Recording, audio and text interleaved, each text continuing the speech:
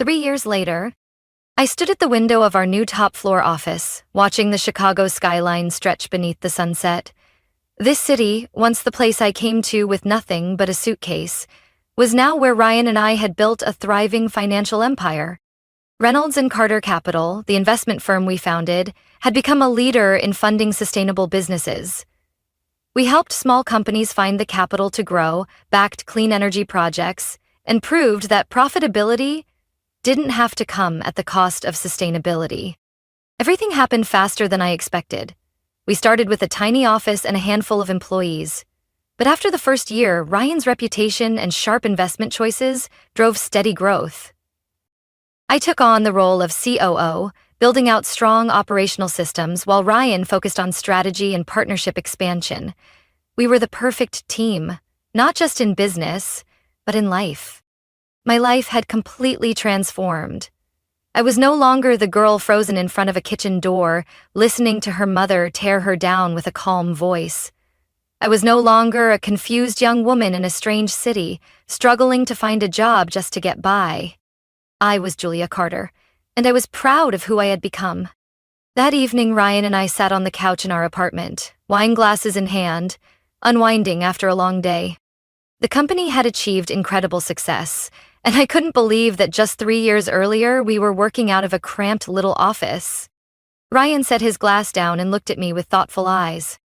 "Julia," he began, "I want to talk to you about a deal."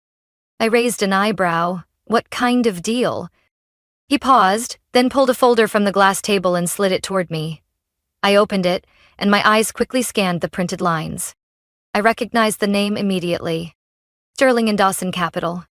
My hand froze, my heart pounded. It was the firm Rachel and William had started together, after betraying me.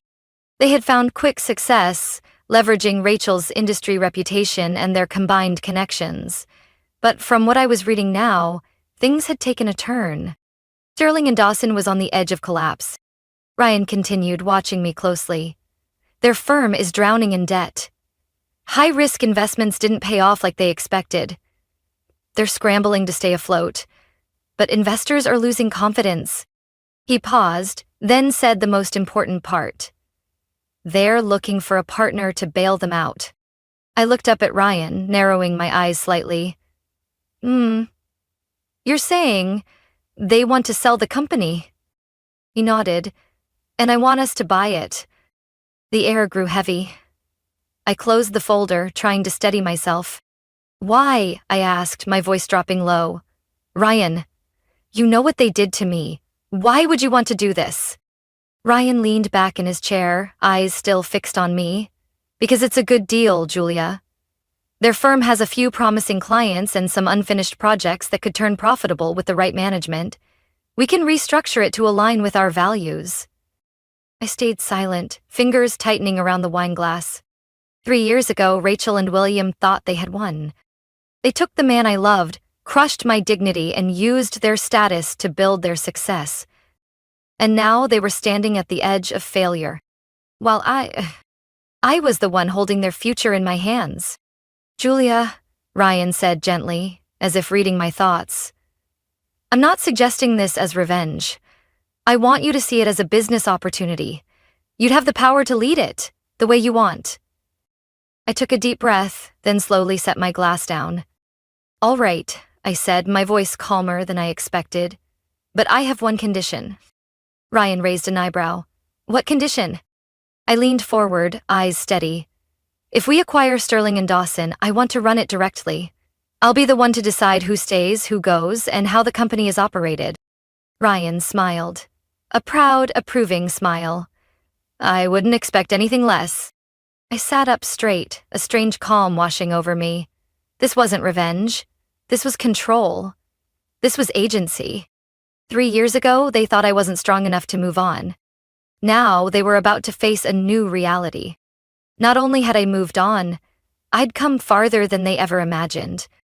3 months later, the Reynolds and Carter Capital Gala was held at a luxury hotel in downtown Chicago, marking a major milestone in the company's growth. It wasn't just an anniversary event. It was a statement. We had officially completed the acquisition of Sterling and Dawson Capital. The company Rachel and William once proudly built was now under my control. After a full restructuring, I had let go of most of the old staff, kept a few talented individuals, and reshaped the company based on the new values I believed in. And tonight, everyone who mattered in the finance industry was in attendance, including Rachel, William, and my mother. Ryan knew I had gone back and forth about whether to invite them. When I finally made my decision, he simply nodded. "Are you sure?" he asked. I nodded. "I want them to see who I am now." The party unfolded in a dazzling space, with crystal lights reflecting off elegant gowns and tailored suits. I wore a sapphire blue gown, sleek and tasteful, nothing too flashy, and my hair was softly curled and loose. Ryan, as always, looked impeccable in a classic black tuxedo. As the room filled with guests, I played the perfect host, greeting, shaking hands, discussing our company's new direction. But the moment Rachel and William walked in, I knew they had seen me. Rachel looked different from the last time I saw her. The confidence and power she once carried had faded, replaced by a trace of tension in her eyes. William looked tired, the dark circles under his eyes giving him away. They stood at the entrance, stunned as they took in the setting. And then my mother appeared. She wore an expensive dress, her face meticulously made up, her smile slightly strained as her eyes landed on me. As I calmly walked toward them, she was the first to speak. "Julia, you look stunning." I kept a polite smile. Not cold, but not exactly warm either. "Thank you, Mom. So do you." Rachel looked me up and down, her expression showing clear discomfort. "I'll admit, I didn't think you'd make it this far," she said, trying to sound composed. I took a sip of champagne, smiling. Not everyone gets the chance to prove themselves after being stepped on. William said nothing, just watched me silently, as if trying to figure out who I had become. Ryan approached, resting a hand gently on my back, a quiet signal that I wasn't standing alone anymore. "Good evening, everyone," he said, his tone calm but firm. "Hope you're enjoying the party." Rachel pressed her lips together, glancing at Ryan, then back at me. "So, this is why you succeeded?" I let out a soft laugh. "You think I needed a man to get here?" I tilted my head. "You're mistaken. Ryan and I are partners. We built Reynolds and Carter Capital together, brick by brick." My mother cut in, grabbing my hand dramatically. "Julia, I know things in the past hurt you, but I always believed you could do something great." I looked at her, eyes calm. "You never believed in me. You only believed in what you wanted me to become." She blinked, as if about to say something, then stayed silent. I realized in that moment she wasn't here to mend anything. She was here to reconnect. Because I had finally made it. Rachel crossed her arms, her tone tinged with sarcasm. "Anyway, this company used to be mine and William's. You must be pretty satisfied sitting in our old seats." I shrugged. "Not really. I didn't buy the company to get revenge. I did it because it was a smart deal. It's just a shame. It could have been something much bigger if the people running it weren't so arrogant." Rachel's face went pale. William looked down at his drink, silent. I didn't feel victorious. There was no thrill or satisfaction in seeing them like this. Only relief. If they hadn't betrayed me, I wouldn't be standing here today. If my mother hadn't dismissed me as useless, I'd never have had the drive to prove her wrong. I didn't need their approval anymore. "I wish you and Willem the best," I said, offering a soft smile. "I hope you both find what truly matters to you." And with that, I turned away, leaving them standing in the middle of the glittering ballroom. Ryan looked at me, his eyes gentle. "You okay?" I took a deep breath, then smiled. More than ever, tonight wasn't about revenge. Tonight was about owning who I was. The gala ended around midnight, as the last guests departed with warm congratulations and firm handshakes.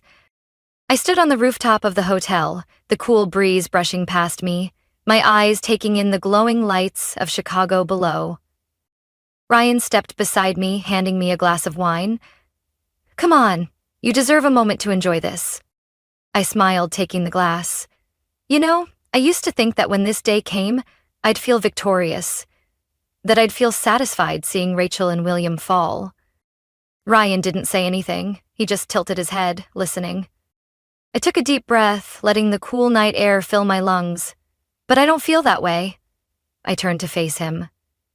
There's no gloating, no satisfaction, just relief. Ryan smiled, gently placing a hand on my back. That's because you've come so much farther than they ever did, Julia. You don't need to prove anything anymore. I nodded and took a sip of wine. I no longer carried the weight of needing to prove to my mother that I wasn't a failure. I didn't need validation from Rachel or William. They had once been central figures in my life, but now they were simply part of the past.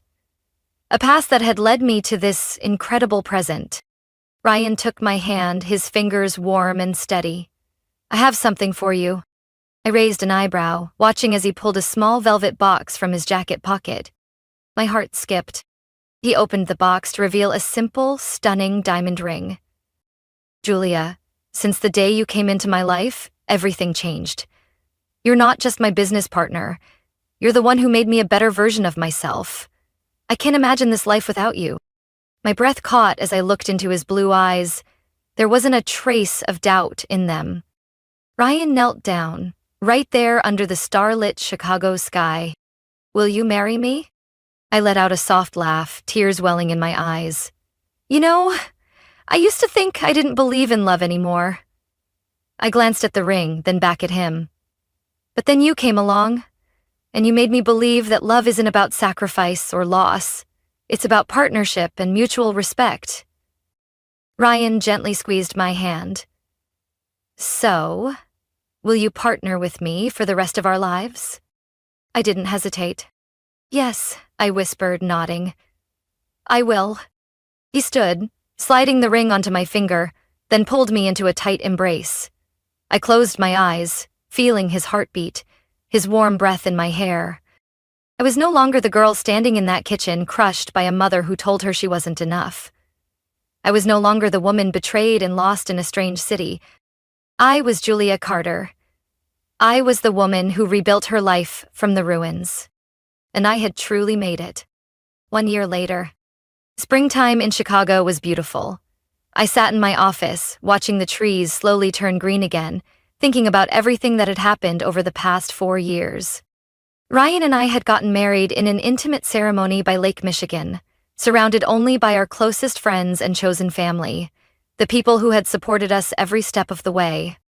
Reynolds and Carter Capital continued to thrive, expanding into new areas. But for me, success wasn't just about money or recognition anymore. Success was waking up each morning knowing I was doing what I loved, with the person I loved by my side. Success was no longer being haunted by the past, no longer letting old wounds define who I was. Success was being able to look in the mirror and say, I'm truly happy. Ryan walked into the room with a soft smile. Ready for lunch, Mrs. Carter? I laughed and stood up. Never been more ready. He wrapped his arm around my waist, and together we walked out, stepping into the rhythm of a city I once called unfamiliar, but now it was home. The past was behind me, and I was finally free. Life doesn't always go according to plan. Sometimes, the pain and betrayal we experience push us beyond our limits and help us grow. Julia once thought she needed her family's approval, but in the end, she realized her true worth came from within. Her story isn't one of revenge, but of growth, love, and building a life to be proud of. Sometimes, the best thing we can do is let go of the past and move forward. What do you think about Julia's journey? If you were in her shoes, how would you face your past? Share your thoughts in the comments, and don't forget to follow the channel for more stories about life, family, and powerful lessons worth remembering. I stood frozen in front of the kitchen door, every word from my mother slicing through me like invisible blades.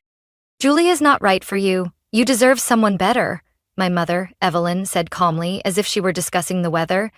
You know, Rachel has always been ambitious, a strong woman. She's not a dreamer like Julia.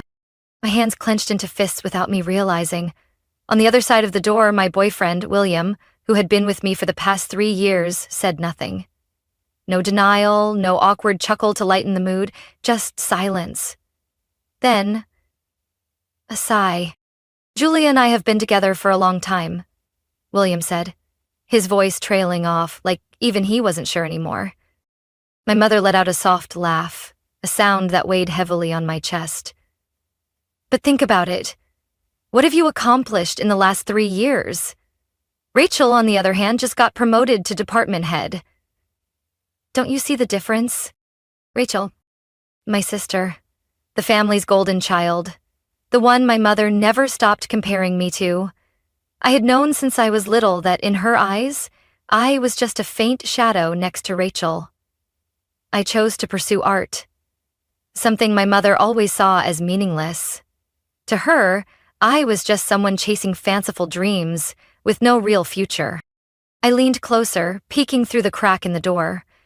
William was still holding the 2 sodas I had asked him to bring for us, but now he seemed to have forgotten I was waiting. He was listening to my mother. No objections? No defense? Instead, he nodded slowly. I saw his eyes shift, from hesitant to thoughtful. A deep ache spread through my chest, making it hard to stay on my feet. I wanted to rush in, to scream, to ask William why he was letting her words get to him. But I didn't. I turned away, trying to steady my steps. That whole evening, I smiled and acted like nothing had happened. That was my first mistake. The changes didn't come all at once, but they were subtle enough for me to notice. William started bringing up Rachel in our conversations. Things like, Rachel had an important meeting today, or, did you hear Rachel just got nominated for an award at work? Became common. At first, I thought he was just trying to get closer to my family. But slowly, I began to notice the look in his eyes when he talked about my sister. Respect. Admiration. Then came the canceled dates. More and more of them. His apologies still sounded sincere, but something felt off. When I asked him about the texts between him and Rachel, the ones I hadn't heard about before, he just smiled. We just ran into each other in the city, William said casually. She's your family, Julia. Are we not allowed to talk? I stayed quiet, convincing myself I was overthinking, but I couldn't shake the feeling of being left out whenever we had dinner with my family. William and Rachel shared something, an invisible bond I couldn't reach. The way they looked at each other, the subtle smiles only they seemed to understand. I felt like a stranger in my own relationship. And then one day, the truth hit me in the worst way. That day, I decided to surprise William. We used to dream about going to a concert by his favorite band, and I finally got the tickets. I wanted to see the joy in his eyes again, to remember what it felt like when we were happy. I still had the key to his apartment. We had planned to move in together next year. When I opened the door, I immediately knew something was wrong. A familiar beige coat hanging by the hook, a pair of high heels I never wore sitting by the bed. And then, I heard laughter. The bedroom door was slightly ajar, but what I saw inside was unmistakable. Rachel was leaning into William, her eyes shining with satisfaction. When I dropped the tickets onto the floor, they finally noticed I was there. I saw panic in William's eyes, but Rachel was different. She wasn't flustered. She didn't even bother hiding it. "Julia?" she said, her voice calm and cold.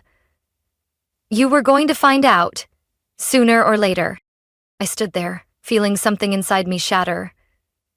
But I didn't cry. No, I wasn't going to cry in front of them. I tightened my fists and turned away. The anger would come later, but right then, all I felt was emptiness. But I stood in my mother's spotless kitchen, facing her, searching for a trace of remorse in her eyes. But all I saw was a cold indifference. "You're overreacting, Julia," my mother said, her voice so calm it gave me chills. She stirred her cup of Earl Grey tea gently, as if this conversation was nothing of importance. "Relationships end all the time," You can't cling to something like that forever. It felt like someone had slapped me in the face. Really? You're talking about my 3-year relationship like it's worth nothing? My voice trembled with anger, but my mother just sighed and set her tea down. You've always been a dreamer, Julia, she said, giving me that judgmental look. You're not practical. You have no clear goals. Rachel and William are different. They have ambition, direction. Who can you blame but yourself? I blinked, trying to stay composed. For the first time in my life, I looked at my mother not as the woman who gave birth to me, but as a stranger.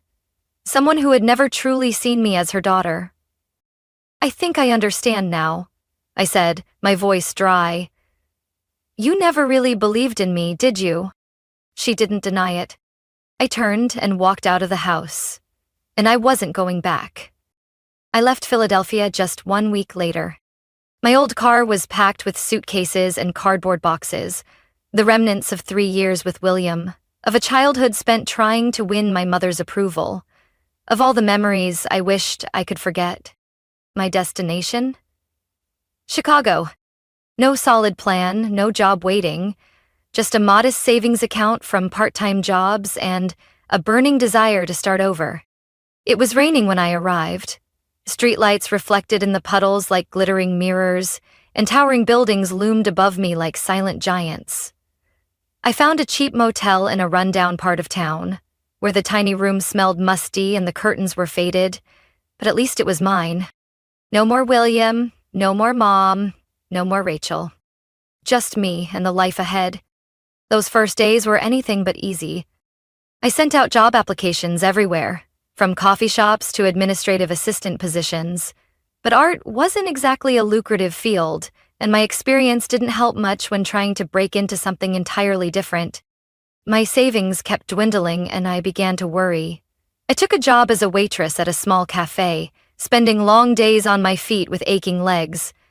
But at least I had enough money to get by. I still remember the first time I stepped into the office building that would change my future forever. It was day 33 in Chicago. I had just enough money to pay rent for 1 more month, and I knew I needed a better job. By chance, while handing out flyers for the cafe, I overheard a group talking about an open position at a financial investment firm. No experience needed, just organizational skills and the ability to handle pressure. I quickly jotted down the address. The next day, I walked into the sleek glass building with a resume in hand. The receptionist gave me a once-over, from my discount store business dress to the worn-out purse I clutched tightly. Do you have an appointment? I heard there's an opening for an administrative assistant, I replied, trying to keep my voice steady.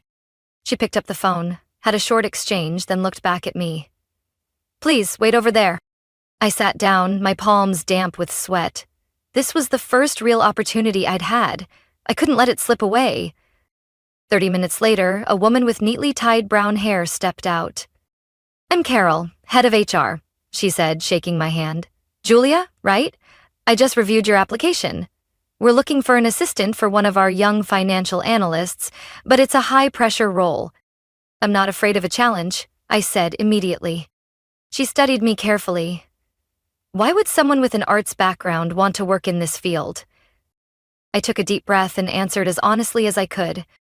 Because sometimes, to start over, you have to step out of your comfort zone and try something completely new. She was silent for a moment, then nodded. All right, come with me. I'll introduce you to the person you'd be working with, if you're selected. I followed her down a long hallway into an office flooded with paperwork and cold LED lighting. The man sitting at the desk looked up as we entered. Julia, this is Ryan Carter, Carol introduced. He's the one you'll be assisting if you get the job. Ryan reached out to shake my hand. Welcome to the world of finance, Julia. I took his hand, feeling as though a new door had just opened in front of me. I had left the past behind. And now, I was ready to write the next chapter of my life.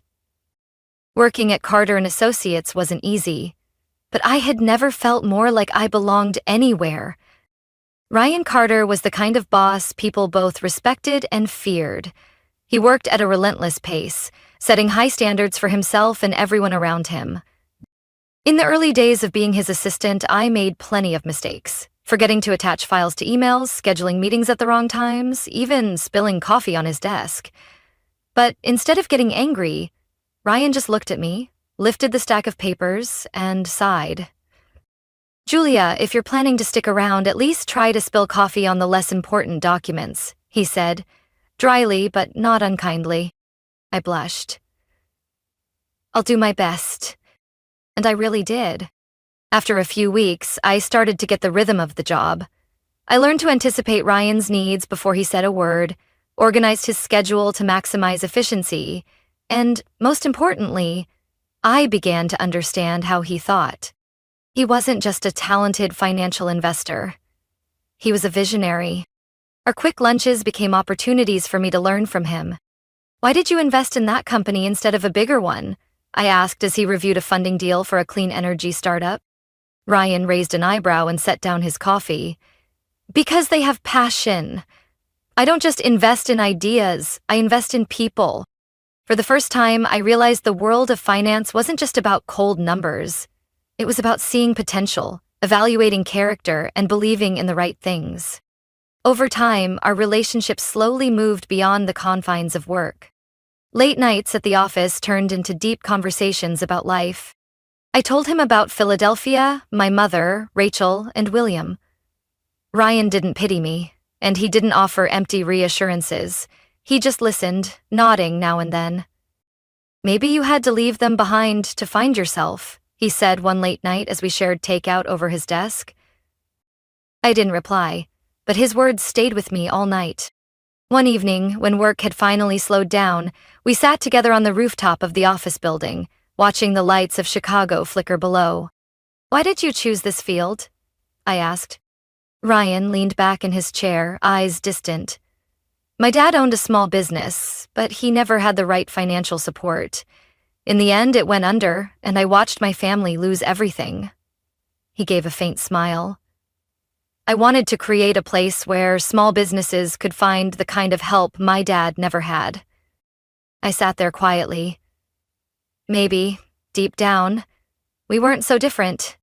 In the days that followed, I noticed the way Ryan looked at me had changed. It wasn't the analytical gaze of a boss toward his assistant anymore. It was something warmer, more personal. And then, on a Friday night after a long week of tense investment meetings, he said, "Want to grab dinner?" I blinked. "You mean as boss and assistant?" Ryan gave a soft smile. "As Ryan and Julia." That dinner had nothing to do with work. We talked about music, our favorite movies, and all the simple things we'd never had time to mention before. And when Ryan walked me all the way to my apartment door, I knew everything had changed. What we had wasn't some blazing fire from the start. It was a slow, steady warmth, like a comforting flame in the middle of a cold winter. But just when I thought I'd finally found where I belonged, Ryan made a proposal that shook me. "I'm leaving the company," he said during a late meeting. I froze. "What?" "I want to start my own investment firm, a place where we can support sustainable businesses with real value. But I don't want to do it alone." I swallowed hard. "What are you saying?" Ryan looked at me, eyes steady. "I want you to come with me." In that moment, I knew my life was standing at another crossroads. I could stay here, keep a stable job, or I could take a leap all over again. This time, not to escape the past, but to build the future I truly wanted. I looked him straight in the eye. "Then where do we start?"